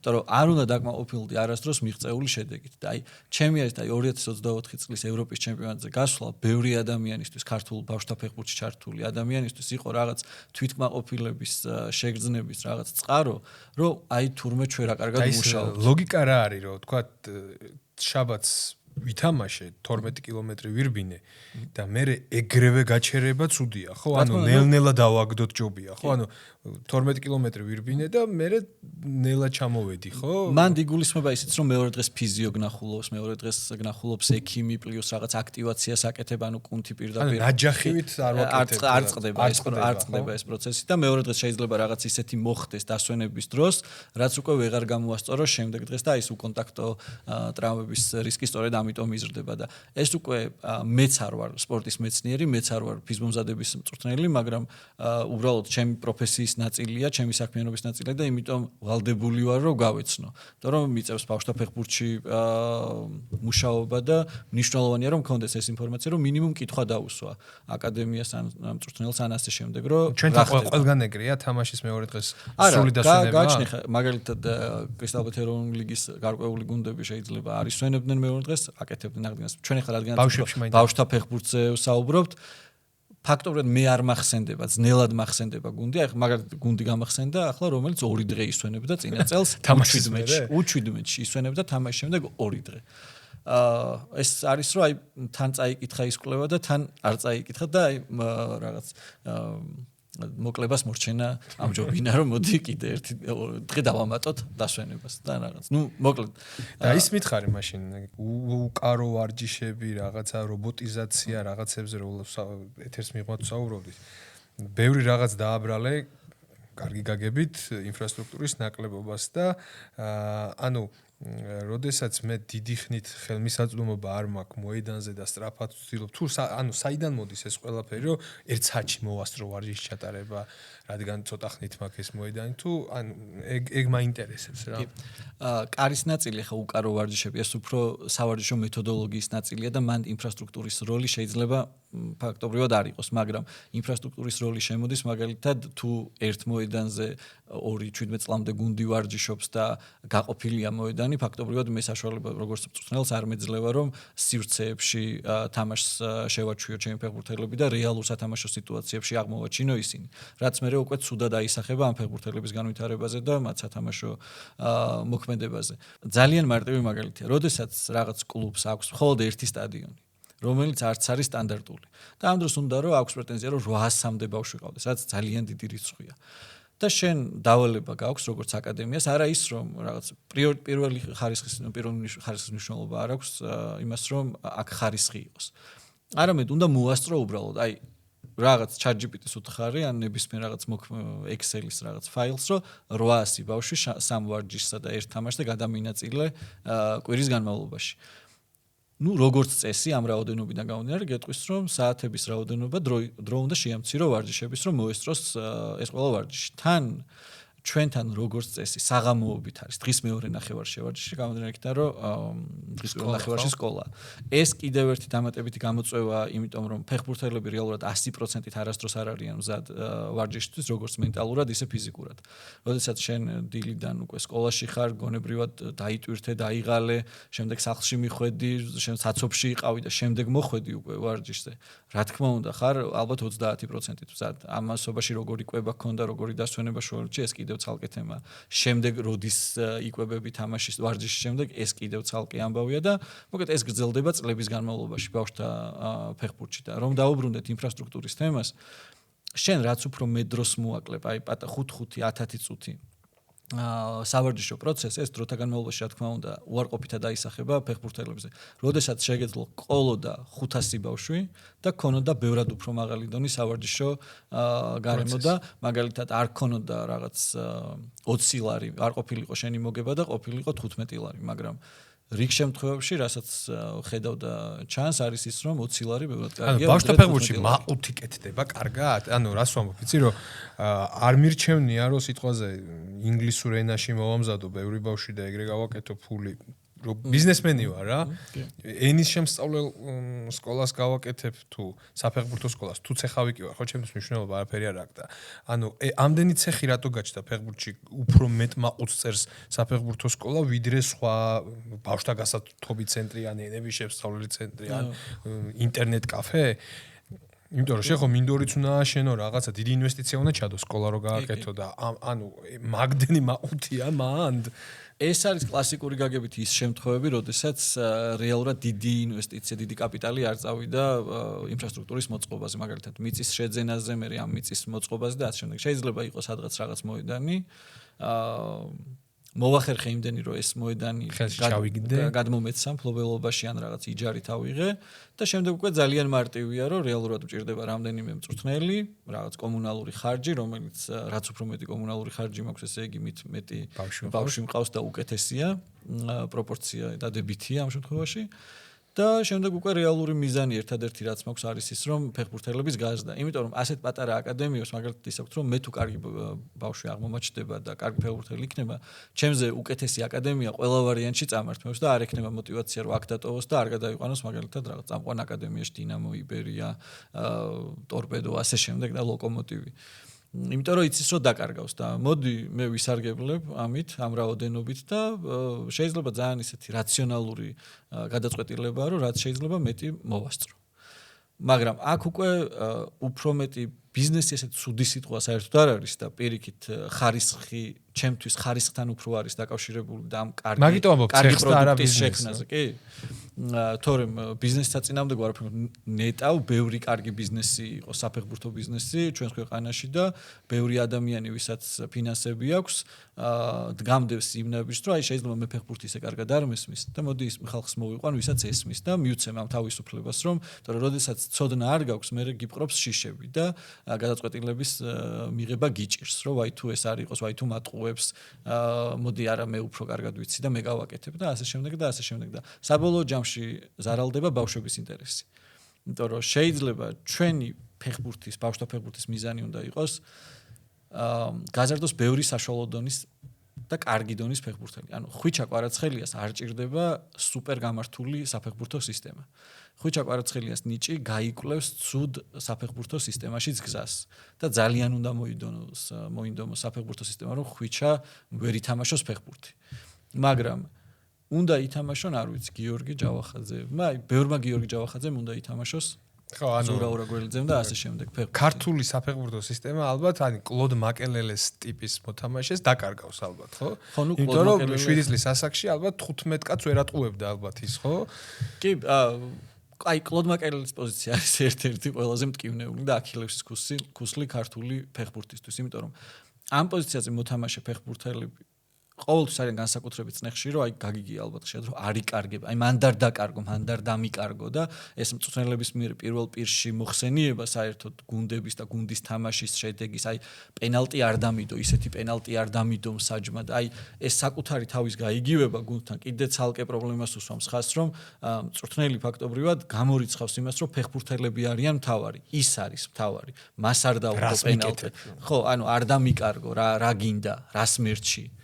ხო და აი ეგ საბოლოო ჯამში უკვე მე აი განსაკუთრებით აი ამ პოზიციის ფეხბურთელებზე ძალიან მძიმე დაისახება ჩვენთან და აი რო გადავხედოთ ჩვენს ნაკრებებს აი მე მაკელელე რატო გითხე იცი ბოდიში თორე ის რატომაც გითხე გასაგებია მაკელელეზე რატო გითხე იცი რომ მე რაც მინახავს ბავშვთა ფეხბურთი და თუ ვინმესთან შეხება მქონია ბავშვი თუ 9 კაც არ ატყუებს ტალანტი არ არის რა ხო და ხო არის რაღაც პოზიციები, სადაც 9 კაც არ ატყუებ, რა ცენტრალური მცველი ხო არ ატყუებს 9 კაც, ანუ დრიბლინგი და რაღაცა გაცდა 5 კაც და 9-იანში გაიტანა, ამას თუ ფეხბურთელი არ აკეთებს, არ არის ტალანტი ჩვენთან. და ამ დროს შეიძლება იყოს მაკელელე, რომელსაც კარიერაში 1 გოლი აქვს გატანილი, რა ვიცი, ალბათ 3. მაგრამ არის ლეგენდა, ხო? ხო და მგონია რომ ჩვენი სისტემა აუცილებლად დაკარგავს ისეთ ბავშვებს რომლებიც არ გამოირჩევიან ქუსლით 9 გოლი არ გააქვს სეზონში ქუსლით 9 გოლი რა. კი, ძალიან კარგი მაგალითი მოიყვანე ხა მაკელელე. იმიტომ რომ ძალიან ბევრი ადამიანის ტვინში შეიძლება ისე დაილექა და მეხსიერებაში მაკელელე, რომ ეს იყო შავი მუშა. და აი ბურთის წამრთმევი და ასე შემდეგ. შავი სამუშაოს შემსრულებელი. ძალიან მინდა ვთხოვო ყველას რომ ნახონ მაკელელის ჰაილაითები ხა რადგანაც ახსენე. ნახონ რა გადაწყვეტილებებს იღებს მაკელელე ბურთის მიღების შემდეგ. რამდენია წინ გაგრძელება და რამდენი უკან გაგრძელება და მე შეადარონ ქართულ ბავშვთა ფეხბურთში ამ პოზიციის ფეხბურთელები რამდენად ხშირად იღებენ გადაწყვეტილებას რომ ბურთი წავიდეს წინ. და აი ეს არის მაკელელისა და ქართულ საყრდენ ფეხბურთელებს შორის განსხვავება, რომ ხშირია, როდესაც ამ პოზიციის ფეხბურთელები აკეთებენ პასებს გვერდით ან უკან, რომ არ დაიკარგოს. ესეც გამოძახილია არასწორი სავარჯიშო მეთოდოლოგიის, იმიტომ რომ ხშირია, გაზრდილია უბრალოდ კვადრატის როლი სავარჯიშო პროცესში. ან კვადრატის მსგავსი, ანუ კვადრატი რაღაც, ასე რომ ვთქვათ, ფუნდამენტი და მე რაღაც იერსახეს იცვლის უკვე სხვადასხვა სავარჯიშოში და კვადრატში სადაც კარი არ არის, აი წეგან რაც ახსენე. ანუ მიზანი არ გაქვს, რომ წინ წაიღო ბურთი. კვადრატში უბრალოდ მიზანი გაქვს ბურთის შენარჩუნება და მოძებნო თავისუფალი კაცი. როგორც წესი ამ კვადრატსაც ვაკეთებთ ეგრეთ წოდებული შემტევებისთვის underload-ით, ანუ ნაკლები წნეხი გაქვს, მაგალითად 5-3-ზე თამაშობ, ან 5-4-ზე, ან 5-2-ზე და ასე შემდეგ. შესაბამისად, როდესაც ინსტინქტი გაქვს უკვე რომ თავისუფალი კაცი მოძებნო, თამაშზე ეს უკვე რასახეს იღებს. როდესაც ნახევარდაცვაში ბურთი გაქვს და გაქვს ეს ინსტინქტი რომ თავისუფალი კაცი მოძებნო, როგორც წესი თამაშზე თავისუფალი კაცი არის უკან. და შენ ეს ბურთის შენარჩუნების პროცესი გაქვს გამჯდარი და იწყებ ბურთის შენარჩუნებას და აი ძალიან ხშირად მოისმენთ მწვრთნელების ფრაზას რომ მოამზადე, დაატრიალე. და მაგალითად აი 2 წამყვანი აკადემია რო ავიღოთ ჩვენთან ის ფეხბურთელები, როდესაც აი გუნდია დაატრიალებს, 2-3 დატრიალება, ანუ მიმართულების შეცვლა შეტევის, აი მცველებზე, შეიძლება საკმარისი გახდეს ცუდი გუნდის წინააღმდეგ, რომ მათ რაღაც სივრცე დარჩეთ დაცვაში, ამ დროს გაძვრება ერთი პასი, გაიტანს გუნდი გოლს და ფეხბურთელებს ეგონებათ, რომ მესები არიან, მწვრთნელს ეგონება, რომ გვარდიოლა. და რეალურად მე როდესაც შეხვდები მაღალი დონის გუნდს, რომელიც ამ სივრცეს აღარ დაგიტოვებს და გადასვლა-გადმოსვლაში აკვება შენ მეტი აგრესიით, ხო? უკვე მან პრობლემა გექნება, რომ შეტევა გააგრძელო წინ და უკვე იღებ ისეთ ფეხბურთელებს, რომლებსაც პასები შეუძლიათ ხოლმე გვერდით. ეს უკან პასი რა არის? გვარდიოლას ვაბრალებთ ხოლმე ამას, რომ აი გვარდიოლას ფეხბურთნერი გავთ აკადემიაში და გვარდიოლა მე მგონი არ მგონია სულ უკან პასი თხოვდეს, რასაც მე ვხედავ. ხო, არა, მეც არ მგონია. იმიტომ რომ გვარდიოლას ესე რომ ვთქვა, გვარდიოლას დაბრალდა ეს. ხო, ნუ ფეხბურთელების რობოტიზაცია სოფლიოში დაბრალდა გვარდიოლას. და საქართველოშიც ეხლა სპეციალურად არ მინდა ეგ ვიდეო ვაჩვენო შენ. ერთი ვიდეო არის ძალიან კარგი ბავშვი, სუპერ ტალანტი, თითქმის პირისპირ გადის, ან დაარტყას, ან პასი გააკეთოს, ან ყველაფერი შეუძლია გააკეთოს და უკან აკეთებს პასს რა. ეხლა ეს ვიდეო რო გავუშვათ, იფიქრებენ რომ კონკრეტულად ამ ბავშვს ვერ ჩით რამეს და მოდი ზოგადად იყოს რა. ანუ ეგ ეხლა რომ ბავშვი ეგრე დაპროგრამდა, რომ პირისპირ გასული უკან თავის მეკარეს უბრუნებს ბურთს. ანუ ეს დაბრალდა გვარდიოლას დღეს საქართველოში რა, რომ მე რო სვამ შეკითხოს, რომ ბავშვის ინსტინქტი ხო არის გოლი გაიტანოს, შეუძლებელია ბავშვის ინსტინქტი იყოს უკან პასი. ყველა ბავშვი ოცნებობს გოლის გატანაზე. შენ თუ არ იძალადე ბავშვზე, ისე ბავშვი უკან პასს არ გააკეთებს, როცა პირისპირ გადის. ხო, ეს არის ძალადობა. იმიტომ რომ ბავშვი არის გართობაზე ორიენტირებული, შეტევა გოლის გატანაზე ორიენტირებული არსება, ხო? ხო და ეს რომ დაგვიდგა ეს დრო რომ უკან ვაკეთებთ პასს. ეს რა მოიტანა? მართლა გვარდიოლას ბაძავთ რა? რა ვშვებით მან რა? ან გვარდიოლა რა შუაშია? გვარდიოლა არაფერ შუაშია, ჩემეთ გვარდიოლას არასწორი ინტერპრეტაცია ეს რომ აი განსაკუთრებით ტიტო ვინინოს ბარსელონა იყო რომ ბევრ პასს აკეთებდა და აი მე მგონი აქედან წამოვიდა რომ ზედმეტი პასი და ბურთის გორაობა და ასე შემდეგ და ასე შემდეგ და მე უკვე ისეთი ტერმინებიც გაჩნდა ფეხბურთში ცოტა ხნის წინ მომიწია სევილიას აკადემიაში ყოფნა და 19 სტუდენტთან ერთად საუბრობდით კვირის ციკლის დაგეგმვაზე და კადისთან ჰქონდათ თამაში და მანამდე 2 თამაში ჰქონდა წაგებული სევილიას 19-ს და არ იყო ეგ ძალიან ისეთი ნაცნობი შედეგი ამ გუნდისთვის და ცოტა დაძაბულობა იყო გუნდში და ჩემი გუნდისთვისო სიურპრიზი იქნებოდა კადისის ვერტიკალური ფეხბურთი ანუ უკვე იმ დონეზე დაავადდა ფეხბურთი რომ ვერტიკალური ფეხბურთი ითვლება მოულოდნელობად და სიურპრიზად და რა თქმა უნდა ვერტიკალურია ფეხბურთი და თან ბრუნვადი. იმიტომ რომ კარი წინ არის და შენი მიზანი არის მეტოქის კარში გოლი გაიტანო და შესაბამისად ლოგიკურია რომ ვერტიკალური იყოს. გარკვეულ შემთხვევაში რა თქმა უნდა უკან პასით საჭიროა და გვერდით პასით და ეს სათამაშო სიტუაციაზე გიკვირს უკვე პრობლემაა. ვერტიკალური ფეხბურთი რო გიკვირს ეს უკვე რაღაც ძალიან სერიოზულ პრობლემაზე მიუთითებს. გვარდიოლა რა თქმა უნდა ეს მარტო ქართული ამბავი არ არის. ქართული ამბავი არის ის უფრო რომ სადღაც ვნახე YouTube-ზე ან სადღაც რომ რაღაც ვარჯიში მომეწონა ეს რა კაი ვარჯიშია. მე არ ვიცი საერთოდ რა კონტექსტში გააკეთა, კვირის რომელ დღეს გააკეთა ეს ვარჯიში, მანამდე რა პრობლემა დაინახა საკუთარ გუნდში, რომ ეს გაეკეთებინა. თან როგორც წესი აკადემიის ვარჯიშებს ნაკლებად არის ხოლმე ხელმისაწვდომი და უფრო რეალის არტეტა რას აკეთებს, გვარდიოლა რას აკეთებს, ასე შემდეგ და მოდი ახლა დავაკოპირებ ამას და გავაკეთებ ჩემთან აკადემიაში. რა თქმა უნდა ეს არ მუშაობს. უნდა იცოდეს ზუსტად შენი ფეხბურთელები განვითარების რა ეტაპზე არიან და ამის მიხედვით დაგეგმო სავარჯიშო ციკლიც და კონკრეტული ვარჯიშიც. კიდევ ერთი პრობლემა წერან რაც ვახსენეთ რომ აი ძალიან ნიჭიერ ფეხბურთელებსაც ემართებათ ის რომ კართან შეიძლება ახლოს იყოს და უცებ გაუჩნდეს სურვილი რომ ჩემი ცენტრალური მცველი რა შვება ხო კარგად არის და პას მიცემ რომ ცოტა ჩავრთო თამაშიო. ასევე არის დაცვაშიც. და დაცვაში აი ეს ბარსელონასთან ძალიან არის დაკავშირებული რონდო. და ეს წრესში მდგომი ფეხბურთელები, რომლებიც რაღაც ჩემპიონთა ლიგის ფინალის წინ ესე ერთობიან და ათამაშებენ ბურთს და შეიძლება ქართველმა მაყურებელმა ან მწვრთნელმა თქვას, რომ აი იმიტომ უჭირავთ ძმაო მთელი თამაში ეგრე ბურთი, რომ ვერ ართმევენ და აი ამ ვარჯიშს აკეთებ. რონდო არაფერ შუაში ამასთან. ამასთან არის ის ყველაფერი კავშირში, რომ ვარჯიშზე რაც უფრო ნაკლები დრო და სივრცე აქვს ფეხბურთელს, ეს ეხმარება, რომ რეალურ სათამაშო სიტუაციებში ბურთი მარტივად გააკონტროლოს და რთულ სიტუაციებში შეინარჩუნოს. რონდო არის ჰოლანდიური ქუჩის გასართობი თამაში, რომელსაც ფეხბურთთან არანაირი კავშირი არ აქვს. რონდ დაჯზე ნიშნავს წრეს.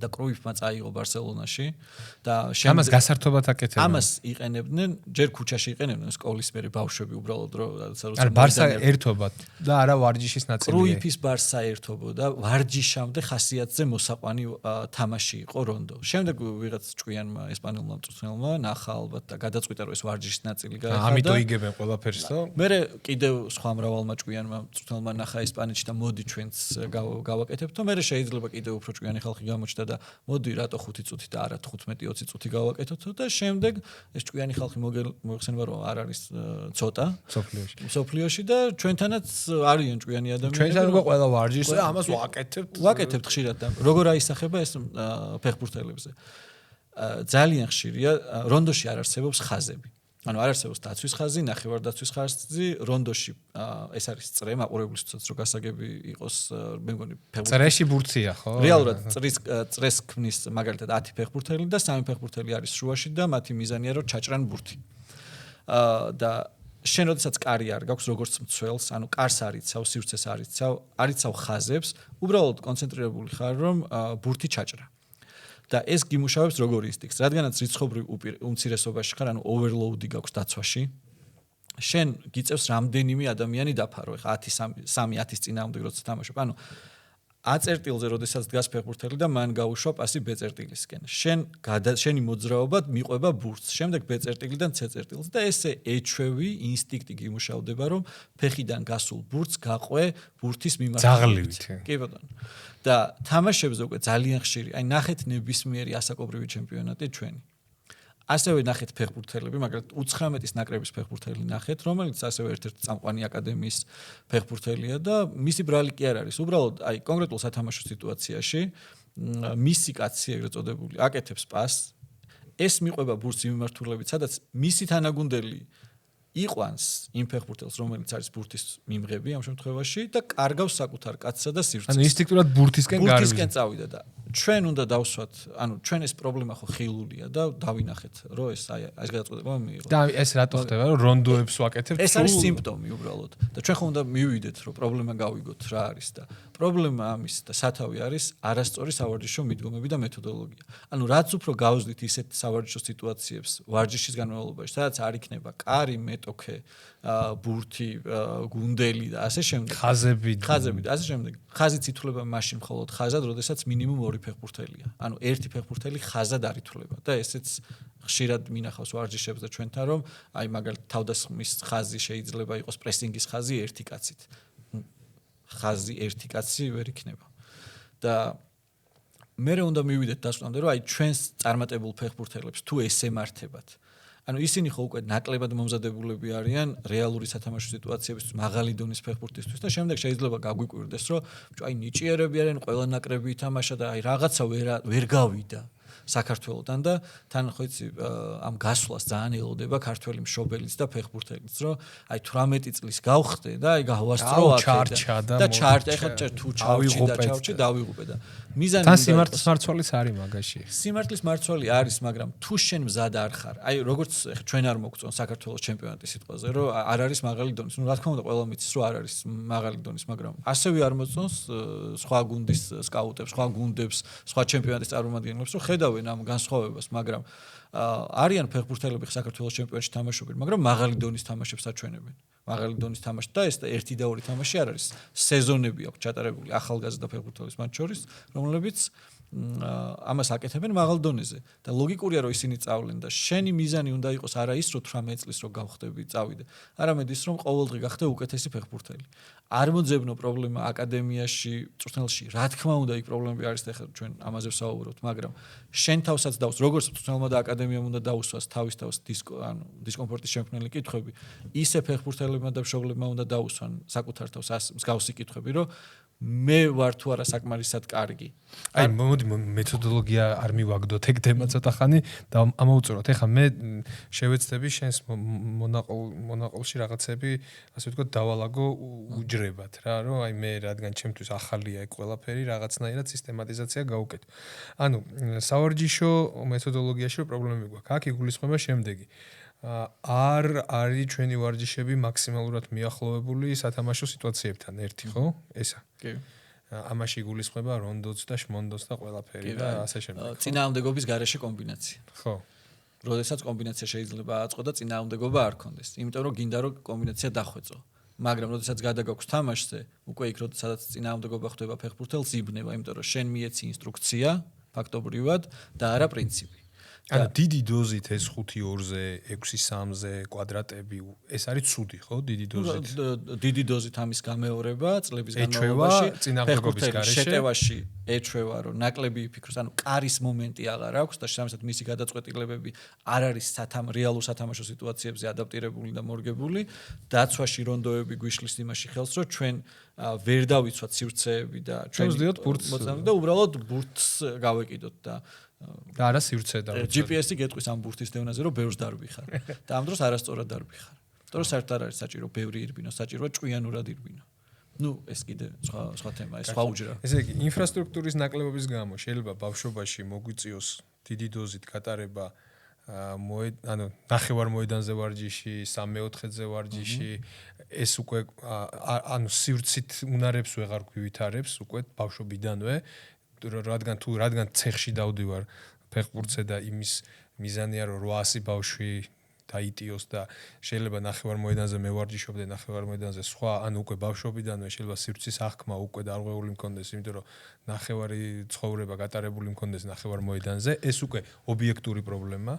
სუბიექტური პრობლემა ის, რომ შეიძლება მეთოდოლოგია იყოს არასწორად აღქმული, ვარჯიშები დაკოპირებული და მაქსიმალურად არ იყოს მიახლოებული სათამაშო. ანუ ობიექტური პრობლემებიც გვაქვს და სუბიექტურიც. ის რომ ინფრასტრუქტურის გამო შეიძლება ნახევარ მოედანზე მიწევდეს ვარჯიში, ეს ჩემბრალი არ არის, მაგრამ ის შემიძლია გამოვასწორო, რომ ვარჯიშები მიახლოებული იყოს მაქსიმალურად სათამაშო სიტუაციასთან. ეს უკვე შეგვიძლია გამოვასწოროთ. ხა პლუს 100 მოედანს ჩვენ ხვალ ვერ ავაშენებთ, მაგრამ ეს შეგვიძლია გამოვასწოროთ. პლუს მეორე დღეს არ დავისვენოთ თამაშის მეორე დღეს, ესეც შეგვიძლია გამოვასწოროთ. ანუ ერთი დიდი ნაბიჯის გადადგმა წინ შეგვიძლია ისეც, რომ ფული არ დავხარჯოთ. რა თქმა უნდა, ცოდნა არის ამაზე პასუხი. მეტი ცოდნა დაგვაზოგინებს მეტ რესურსს. ჩვენ საკუთარი თავების მიმართ უნდა ვიყოთ უფრო მომთხოვნები. აი წეგნად სახსენი არ მინდა ხა ისე გაიგოს სხვამ რომ ინფრასტრუქტურაში გულისხმობთ რომ 6 წლამდე გუნდში ინფრასტრუქტურაა პრობლემა. ეხა 6 წლამდე რა თქმა უნდა მოედანი საერთოდ სხვა არის, მასშტაბი სხვა არის და შესაბამისად მან პრობლემა არ არის რომ მოედანი გაყო. მაგრამ იმ ასაკებში უკვე სადაც ჩვენ 9-9-ზე და 11-11-ზე თამაშობთ, აი იმ ასაკებში რო ყოფ მოედანს, ეგ რა თქმა უნდა პრობლემაა. მაგას უკვე ფული ჭირდება, მაგრამ არის რაღაცები, რასაც არ ჭირდება რა თქმა უნდა. აი მეთოდოლოგიაც მე მგონი ალბათ, ვერ დავფარეთ, მაგრამ რაღაც სინათლე დავინახე უკვე რა უკვე ხვდები რაზეა საუბარი. კიდე მინდა რამდენიმე თემა მოვასწრო, მაგრამ უკვე დროშიც ძალიან გავიქეცით და მოდი რამე ერთი ხო არა ვიყოთ ყველაზე მნიშვნელოვანი და აი ჩვენი მშობლებისთვის ძალიან მნიშვნელოვანი ერთ საკითხს ავიღებ და მოდი ესე მოვიქცეთ ხალხო. თუ მოგეწონათ ამ სტილში ქართული ფეხბურთის განხილვა, ესეც სიღრმეებში ჩასვლა, გვაგრძნობინეთ და ჩვენ გავაგრძელებთ ამ ციკლს მომავალშიც. და მე მინდა კიდე კონტრაქტებზე მინდოდა საუბარი, მინდოდა მშობლებზე საუბარი, მინდოდა მწვრთნელებზე, მაგრამ ეხა ამდენი ვეღარ ჩაგვეტევა. მაგრამ მეორე ნაწილი შევთავაზოთ მაყურებელს, თუ მათგან დაინტერესება იქნება. ერთ საკითხს მოვიტოვებ, ეხა აი ჩემ ბავშვობაში იყო ესე რა, რომ თუ არ ემზადებოდი რაღაც საგნებში ისე შეუძლებელი იყო რა რაღაც საგნებში უნდა ინგლისურზე უნდა გევლო რა რაღაცა უნარებზე უნდა გევლო ისე ვერ ჩააბარებდი უნივერსიტეტში რაღაც რამდენიმე საგანი უნდა აუცილებელი იყო ეგეთივე გახდა ფეხბურთში ინდივიდუალური მომზადება რა ანუ ბავშვი აუცილებლად, ანუ რასაც იხდი აკადემიაში ეს ერთი და დაკყავს და ზემოდან კიდე რეპეტიტორთან უნდა ატარო რა, აუცილებლად, სხვა გზა არ არის რა. მშობლებიც ეხა ამდენს წვალობ, ამდენ ფულს ხარჯავ და მაგას როგორ დააკლებ ეხა ბავშვს, ხო, ბარემ მაგასაც უკეთებ. მაგრამ მე როგორც ვხვდები, ეს არის ჩვეულებრივ ფულის საკეთებელი, რა ქვია, ქარხანა და არაფერი მაგას შედეგი არ მოაქვს. ნუ ცუდი კი არ არის, მაგრამ არაფერი შედეგი მაგას არ მოაქვს, როგორც ხვდები რა. შენგან მაინტერესებს. როგორც წესი ასია. პირველ რიგში უნდა დავიწყოთ ალბათ იქიდან, განვარტოთ რა არის ინდივიდუალური მომზადება. წეგან ვახსენეთ წინა პირობები პრეკონდიშენი წოდებული, როგორც არის ძილი, კვება, აღდგენა, მათ შორის ინდივიდუალური მომზადება.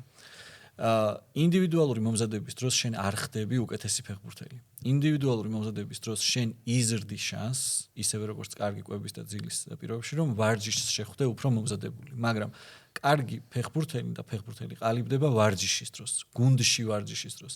ჯერ ინდივიდუალური მომზადება, სადაც 20 ფეხბურთელი ერთ პატარა მინი სტადიონზე ემზადება, უკვე თავისთავად ოქსიმორონია და აღარ არის.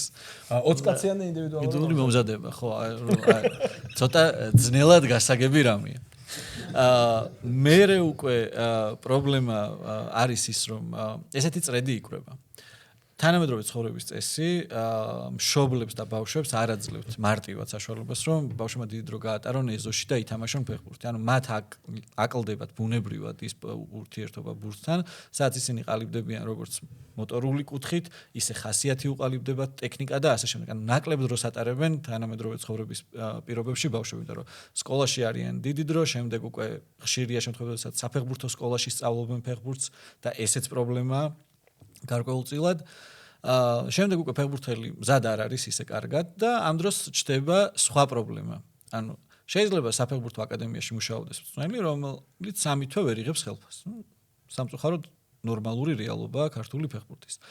ამ დროს ამ ადამიანს საკუთარი პასუხისმგებლობები აქვს, ოჯახი აქვს, ასე შემდეგ, ასე შემდეგ. რა უნდა გააკეთოს ამ ადამიანს? არ უნდა შეიცვალოს პროფესია, არ უნდა თქვას, რომ მოდი მე კერძოდ მომზადებ ბავშვებს და უნდა გახსნას ინდივიდუალური მომზადება. ინდივიდუალური მომზადების ყველაზე კარგი სამიზნე ჯგუფი არის საადარიგო სკამის ფეხბურთელები, იმიტომ რომ მარტივი ასახსნელია მშობლებისთვის, რომ ისინი ისე კარგად არ არიან მზად. მშობელი შემთხვევაში რას იზამს, რა თქმა უნდა, კი უნდა მოვამზადოთ. და ემსგავსება იმ სიტუაციას, რაც შენ თქვი ადრე, რომ აი ადრე ჩვენ ბავშვობაში იყვნენ მასწავლებლები, რომლებიც ნიშანს არ გიწერდნენ, თუ არ ემზადებოდი და ეს სასწავლში არ გაყენებს, თუ არ ემზადებოდი. ან უბრალოდ იყენებს იმ მომენტს, რომ შენ შევადგენლობაში შეიძლება არ იყო და აი მოსამატებელი გაქვს, შემდეგ იწყებს შენთან მომზადებას, უკვე გარკვეული დროის შემდეგ მშობელს უჩნდება რაღაც ჯანსაღი კითხვა, ლოგიკური კითხვა, რომ თუ კარგი არ იყო და შენ კარგი ხარ და ინდივიდუალურად დამზადებ, რატო არ არის ძირითადში, უკვე გექნება რაღაც სუბიექტური პასუხისმგებლობა. ცოტა დრო გაუზარდო. სათამაშო დრო უფრო მეტი, ჯერ ბავშვთა ფეხბურთში სათამაშო დროის მიცემაზე რო საერთოდ ვსაუბრობთ, ესეც კომიკურია, იმიტომ რომ ტოპ აკადემიებში ეს განსაზღვრულია ასაკების მიხედვით, თუ რა ეხლა ჩვენთანაც არის, რა თქმა უნდა ვერ ვიტყვი, რომ ეს ამას არ ექცევა ყურადღება და ბავშვები ყველა ბავშვი არ თამაშობს, მაგრამ ყოველ შემთხვევაში რაღაც გუნდებში ეს პრობლემები არის. შემდეგ უკვე მშობელიც იტყვის, რომ აიცი, შედარება არ არის რა, ეხლა ინდივიდუალურებზე სანამ შევიდოდით. სულ სხვა დონეზე იყო და ეხლა არის აი ბევრად კარგად არის და რა თქმა უნდა ეს იმის აპრიორი იმის დამსახურება არ არის რომ კარგი პროცესია იქ. უბრალოდ შენი შვილი უფრო მეტ დროს ატარებს ბურთთან. და ლოგიკურია, რომ ეზოში რო ჩაგვეშვა შეიძლება რაღაც 3-4 საათი, შეიძლება უფრო მეტი კარგი რაღაც მომხდარიყო ბავშვის ცხოვრებაში, იმიტომ რომ იქ უფრო გუნდური კონტექსტი არსებობს, მეტოქის კარი არსებობს, მოწინააღმდეგე არსებობს და რეალური სათამაშო სიტუაცია. სინამდვილეში რეალურად ამ ინდივიდუალური მომზადებით ჩვენ ვყიდულობთ თავდაჯერებას რა. confidence ვყიდულობთ რა. თავდაჯერებას შეიძლება ვიყიდოთ ძირითადში ადგილიც, არ გამორიცხო. ოღონდ შენ არ იცი რომ ძირითადში იყიდე ადგილი. შენ გონია რომ მოუმატე და მაგიტო მოგემატა დროც და ავტომატურად მოგემატა თავდაჯერებულობაც. ან რაღაცა ჩაკეტილი წრეა, შეიძლება მოუმატო რაღაცებში, ეს ისი არ გაგვიგონ რომ ვერაფერს მოუმატე. არა, ცუდი არა. შენ უბრალოდ რა თქმა უნდა რაღაცებში იქ ფიტნესში წაგადგება რა. აკომპენსირებ იმ ვერ გატარებულ დროს, რაც ინფრასტრუქტურის ნაკლებობის გამო ქონდა იქ ცხოვრების თანამედროვე ცხოვრების წესის გამო, რომ თქვა ეზოში ნაკლებად არიან ბავშვები და ნაკლებ დროს ატარებენ, იმიტომ რომ სკოლაში დიდ დროს ატარებენ, შემდეგ რაღაც წრეები აქვს და ფაქტობრივად ერთი წრიდან მეორე წრემდე ბავშვები დადიან და არ აქვთ დიდი დრო ეზოსთვის. და ეს ინდივიდუალური მომზადება კიდევ ერთხელ გავიმეორებ, რომ არის წინა პირობა. წინა პირობა იმისთვის, რომ ვარჯიშს შეხვდე მომზადებული. შენ ვერ გახდები უკეთესი ფეხბურთელი. CDE არ გაგიუმჯობესდება. რა თქმა უნდა, არ გაგიუმჯობესდება მაგრამ ფიტნესში მოუმატებ ალბათ. ფიტნეს ცალკე ინდივიდუალურ მომზადება შემოუმატო. შეიძლება ტექნიკის ინდივიდუალურ მომზადებაში რაღაც ასპექტებში მოუმატო, მაგრამ მე მაგალითად შეიძლება რაღაც ინდივიდუალურ მომზადებას რომ მივიდი ახლა ძალიან კარგად მივიღო ბურთი, მაგრამ როგორც კი დავინახავ მოწინააღმდეგეს და რეალურ სათამაშო სიტუაციას შეიძლება დავაგდო ბურთი და გავიქცე. იმიტომ რომ მე რეალურ სათამაშო სიტუაციებთან და ვარჯიშზე არ მქონია შეხება. და ეს არის პრობლემა. და ვერც გაამტყუნებ მწვრთნელს რომ აი ხას უსვამს ინდივიდუალური მომზადების მნიშვნელობას, იმიტომ რომ ერთი რომ ხელფასები ძალიან დაბალია ბავშვთა ფეხბურთში დასაქმებულ მწვრთნელებში. მე იმასაც რომ 3 თვე გიგვიანებენ, მე რაღაცა ახლა ყველას ჭირდება რაღაცა 2 თეთრი სახში შესატანად და ხარ კერძოდ ამზადებს ბავშვებს, ამის გამო ვერ გააკრიტიკებ. ვერავის, მაგრამ ანუ სისტემას თუ გადავაწყობთ ისე რომ რაღაცა ცოტა სხვა ხელფასი იქნება, ცოტა რაღაცა ანუ ეს რაც ინდივიდუალურ მომზადებაში ჩვენ ამაში დამატებით ფულს ხარჯავთ, ეს ისედაც უნდა შედიოდეს იმ ძირითად რა თქმა უნდა მომზადებაში, რაშიც ასევე ვიხდით ფულს რა. რა თქმა უნდა. ესეა და კიდევ ერთ თემას შევეხები, რადგანაც ახსენე, მოკლედ რატომღაც ითვლება ქართულ ფეხბურთში, არა მარტო ქართულ ფეხბურთში, ევროპულ ფეხბურთს ასეა და ჩემი აზრით ძალიან არასწორია, რომ მაგალითად რაც უფრო დაბალ ასაკობრივ გუნდში მუშაობს მწვრთნელი, უფრო დაბალი ანაზღაურება უნდა ჰქონდეს. ან არის დაბალი კვალიფიკაცია, ან დამწყებია. და ძალიან არასწორი, იმიტომ რომ ფუნდამენტს მანდუყრით და მწვრთნელების ანაზღაურება არ უნდა განისაზღვრებოდეს მათი ასაკობრივი სამუშაო კატეგორიით. ეგრეა ჩვენთან?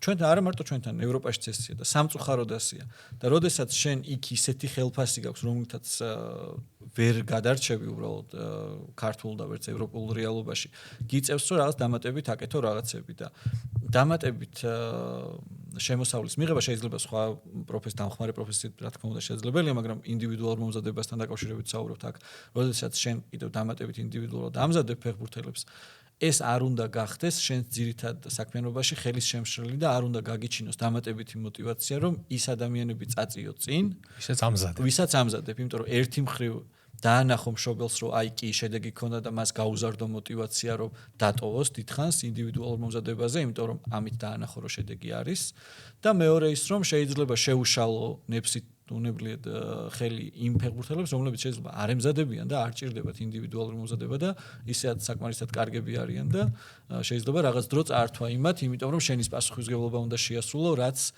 ხელოვნურად გაქვს შექმნილი მე ვიცი რომ ხშირად ეხმარები ქართველ მწვრთნელებს კარგ კლუბებში წავიდნენ სტაჟირებებზე, გაეცნონ სავარჯიშო პროცესს და ეგეთ იდეა გამიჩნდა რომ შემდეგ წასვლაზე ხო არ წამოვიდე მეც და რაც ახლა ჩვენ ვილაპარაკეთ გაგონილს ხო ნანახის ჯობს და ხო არ ვაჩვენოთ თუ გვექნება საშუალება და გამოგვივა ხო არ ვაჩვენოთ ადამიანებს აი ის საკუთარი თვალით როგორი ამზადებენ ბავშვებს რავი იმაში ვარშავის ლეგია იქნება თუ სიტი იქნება თუ რავი სადაც მიგვიწვდება ხელი არის შანსი მაგის რომ რაღაცნაირად ერთი 30 წუთიანი ფილმივით გავაკეთოთ იქ როგორ ხდება ბავშვებთან ურთიერთობა მომზადება შეიძლება ეხლა მაგალითად შემდეგი გასვლა გვაქვს ზეგ ვიწყებთ მადრიდის ატლეტიკო ვალენსია ვილიარეალი ლევანტე და მიდის ქართული ჯგუფი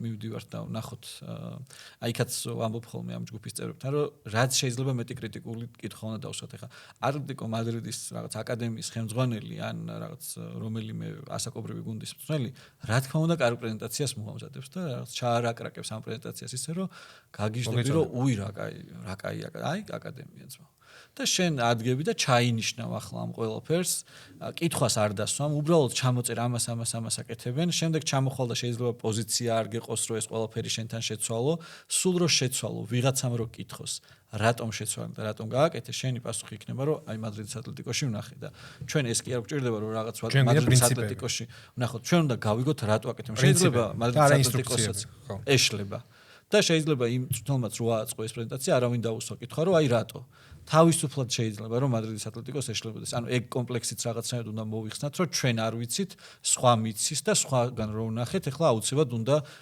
გადმოვიღოთ ჩვენ და გქონია ესეთი სამწუხარო მაგალითები, რომ რაღაც ევროპული საზომებით საშუალო აკადემიის, საშუალო რგოლის მწვრთნელი ჩამოვიყვანეთ აქ და ვაქციეთ ლამის ღმერთად. რომ აი ეს არის ის არის რა ქვია. არ ვიცი, ამერიკელი ან სიტყვაზე, რა ვიცი, არგენტინელია და აპრიორი ხა არგენტინელმა ჩემზე მეტი იცის, ხა სამჯერ მსოფლიო ჩემპიონი ქვეყანა ხე რასედრები. არ არის ესე. არის დიდი შანსი რა თქმა უნდა, რომ ჩვენზე მეტი იცოდეს ამ ხალხმა, მაგრამ ჩვენ უნდა ვიყოთ კითხვების დამსმელები და კრიტიკულები და ახლა ეს მიზანი გვაქვს. რაც შეეხება შენ შეთავაზებას, ხვალ რომ მიდიხართ მან ვერ დაგეწევით. აი შემდეგზე ვეცდები რომ ეს ყველაფერი გამოვიდეს, თან შემდეგ იქნება მარტში და იქნება გერმანიაში და ლოჯისტიკის კუთხით შეიძლება ბევრად მარტივად დასაორგანიზებელი იყოს. დიდი სიამოვნებით თუ რაიმე სარგებლის მომტანი შეიძლება იყოს ინფორმაციის სწორი პერსპექტივით საკითხების დანახვის ეს ისე რამე და სრული ციკლი რო ვაჩვენოთ რა ორშაბათიდან პარასკევამდე და ეს რატო კეთდება რატო ვისვენებთ დღეს რატო ვჭამთ ხვალ რატო ამას რატო აკეთებთ რა ესეც საინტერესოა და თითოეულ ასაკობრივ კატეგორიებში როგორ გადადის ერთი კონკრეტული მიმართულება ერთი ასაკიდან მეორეზე აი მე ამას უფრო ვაჩვენებდი ახლა შეიძლება რაღაც კონკრეტულ გუნდში ეს ძალიან მაღალ დონეზე არ იყოს მაგრამ შეიძლება საინტერესოც იყოს. კი, რასაც ჩათვლი რომ მნიშვნელოვანია, ყველაფერი ვაჩვენოთ. ეს ახლა ვერ გპირდებით, მაგრამ მე თუ გამოგვივა, ყველაფერს გავაკეთებ იმისთვის, რომ ლაპარაკს გავცდეთ და საკუთარი თვალით ნანახი მაინც ყველაფერს ჯობია რა. ჩვენ ახლა რამდენიმე თემა დავგჭა. დაწინაურება, როცა დიდ გუნდში აყავს რა შემთხვევაშია გამართლებული, რა შემთხვევაში არ არის გამართლებული, კონტრაქტების თემა, ბავშვების წართმევის თემა, მშობლების თემა, აი ჩვენი მწვრთნელები მეუბნებიან, რომ აი ჩვენ მშობლებთან ურთიერთობა არის შეუძლებელი, ყველას მესიგონია შვილი. მშობლები მეუბნებიან, რომ აი მწვრთნელი არაფრად არ ვარგა რა, ანუ ბევრი თემა დამრჩა, ეხა ისეთი, რასაც ვერ ვეხები რა. აი იურიდიული საკითხები, კი, ბევრი კარგი თემა გვჭება, მაგრამ აი მე მეგონა, რომ აი უჯარი მოდში იქ ეხა მაინც ისე ერთი კაცის ის ლაპარაკობს 20 წუთის განმავლობაში ძნელია რა. მეგონა რომ პოდკასტის ფორმატში ძალიან ბევრს მოვასწრებდით და ვერ მოვასწრით ძალიან ბევრი რაღაცა დამრჩა მაგრამ არა უშავს გავაგრძელოთ თავი ხარისხი მე დიდ ფეხბურთშიც ბევრი გვაქვს სასაუბრო იქაც ბევრი საინტერესო რაღაცა არის მაგრამ ჯერ მოდი იყოს ბავშვებში ჩავიდეთ მოკლედ კიდევ ერთხელ გპირდებით რომ თუ იქნება საშუალება მე წავალ ზურასთან ერთად და ვეცდები თქვენ ერთად ნახოთ, გადავიღოთ, როგორ ხდება რაღაცები კარგ ევროპულ აკადემიებში, იმიტომ რომ მოსმენილს ნანახის ჯობს. თუ გამოვა ხო კარგი იქნება. ძალიან მინდა რომ წავიდეთ შვედეთში და გავიგოთ ის 1000 კაციანი სოფლის გუნდი ჩემპიონი როგორ გახდა, ვიცი რომ კონტაქტები გაქვს მაგ ხალხთან და თუ მოგიწევს წასვლა უჩემოთ არ წახვიდე. არ წავალ. იმიტომ რომ მართლა მაინტერესებს 1000 კაციანი სოფლის გუნდი ჩემპიონი როგორ გახდა, ანუ ეგ ხალხი რო არ გავიცნო, გავგიჟდები. და ძალიან ბევრი რაღაცა გვინდა გავაკეთოთ. რისთვისაც დაგჭირდება თქვენი გვერდში დგომა და აბა თქვენიცით ხალხო. მოკლედ მეგობრებო, თუ გინდათ რომ გავაგრძელოთ ეს პროექტი, გავაფართოვოთ და ასე შემდეგ, გვაგრძნობინეთ რაღაცით და ლაიქებით და კომენტარებით, არხის გამოწერით, რომ მივხვდეთ რომ ეს თემა გვაინტერესებს და ჩვენ შევეცდებით რომ უფრო სიღრმეებში ჩავიდეთ, წავიდეთ, გადავიღოთ, განახოთ ყველაფერი და მხოლოდ საუბრით არ შემოვიფარგოთ. ნახოთ რა გამოვა ამ ყველაფრიდან დროებით და კიდევ ერთხელ გილოცავთ ახალ წელს და გისურვებთ რომ კარგი წელი გქონდეს და შენც კიდევ ერთხელ გილოცავ და მადლობა პირიქით შენ იმედი მაქვს რომ საინტერესო იყო დარწმუნებული ვარ რომ საინტერესო იყო დროებით